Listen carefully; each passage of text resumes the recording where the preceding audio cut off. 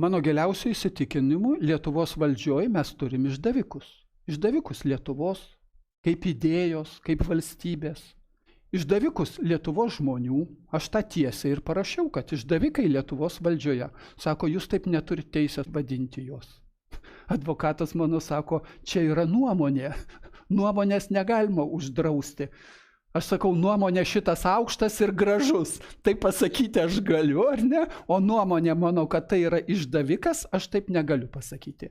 Viskas baigėsi tuo, kad jie prabalsavo ir uždraudė, ir tada vyriausias administracinis teismas panaikino jų sprendimą.